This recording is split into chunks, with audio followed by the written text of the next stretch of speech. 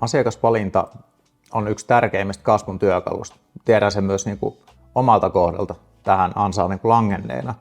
Mutta käytännössä joka viikko mä juttelen suomalaisten yritysten C-levelin kanssa, niin nämä asiat on aika huteralla pohjalla.